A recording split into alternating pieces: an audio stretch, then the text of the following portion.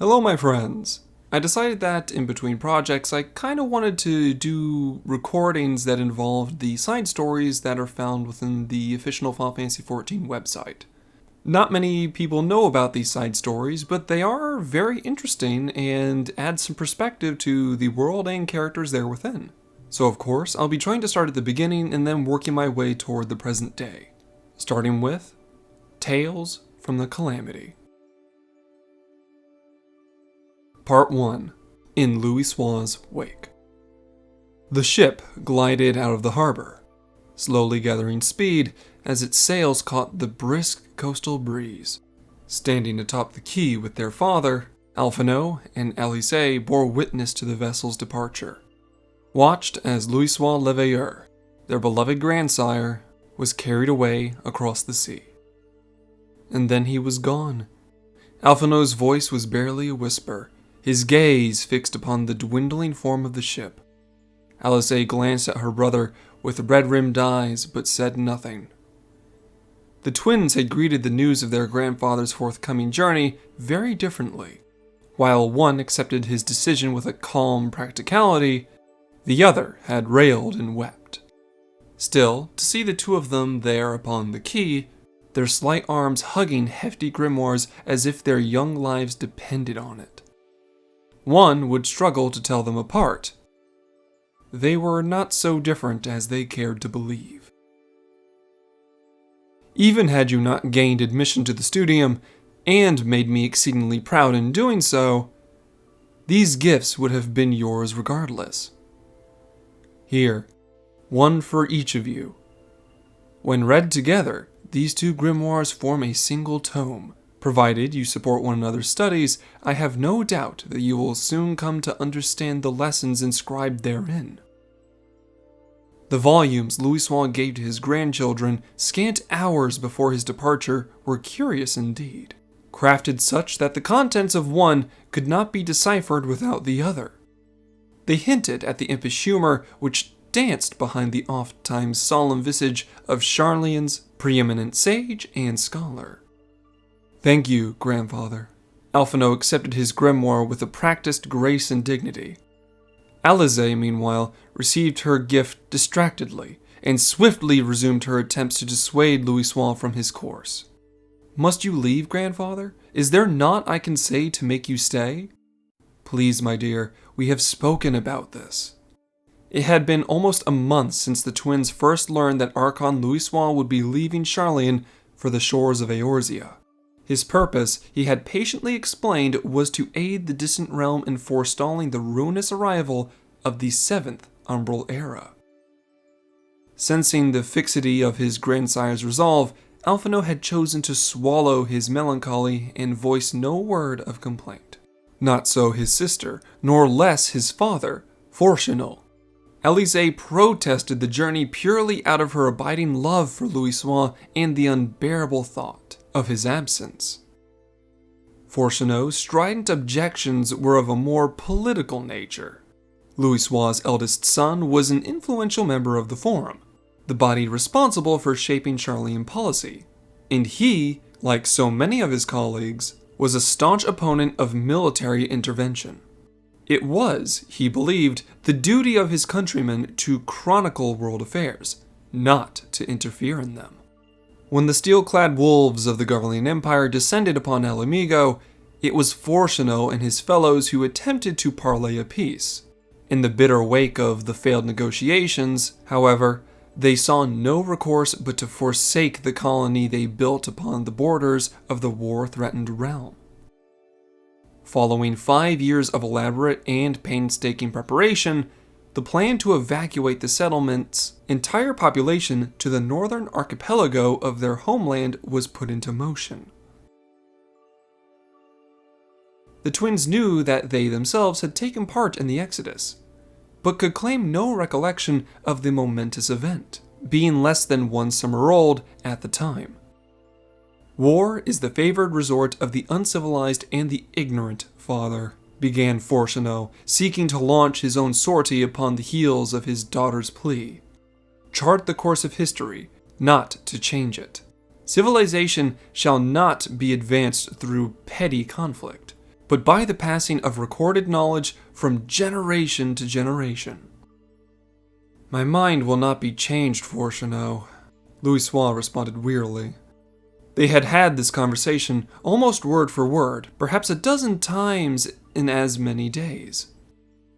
It is indolence, and such a passive stance will not, I fear, take us upon the path to progress. That you would spare these younglings the horrors of war is a decision with which I am in full agreement. Thus do I refrain from exhorting you or any other to return to Eorzea at my side.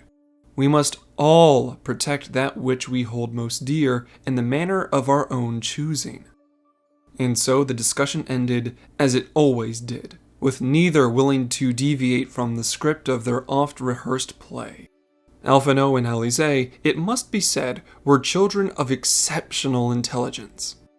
So advanced were they in their studies of etheric theory and other esoteric subjects that both had gained acceptance to the studium at the tender age of 11. Thus it was that the sharp-minded Alphinaud, while able to recognize the logic of his father's arguments, could also see that his grandfather's cause was just. That the boy remained silent then stemmed not from simple stoicism, but from a keen sense of his own inadequacy, a realization that his unpolished skills would yet prove more a hindrance than a help to Louisoix's endeavor. Though no less bright, Alizé eschewed her brother's affected maturity, and gave vent to her discontent, inwardly cursing Alphinaud all the while for his mute acceptance of their grandfather's decision. How can he stand there and say nothing? A small yet conspicuous crack had appeared between the siblings. It was long after Louisoix had taken ship and vanished over the horizon that the fateful day came. Alphinaud and Alizé were crowded in the studium's observatory, along with their professors and a throng of fellow students. The base of the giant telescope, each taking their turn to gaze upon the looming spectacle of the red moon. Dalamud. Dalamud has shattered, Alizé cried out, pressing her face closer to the telescope's eyepiece so that it dug into her cheek. The view provided by the device's array of magnifying lenses was distorted and indistinct. But the fate of the satellite was unmistakable. She could see its crimson-fringed silhouette breaking apart in the skies above Carteneau. Shattered? What? Before it struck the ground? How was that possible? Excited murmurs and hastily formed theories erupted from teacher and pupil alike. He's done it! Grandfather has saved Eorzea! Alizé turned to find her brother's face, her eyes glistening with tears of joy and relief.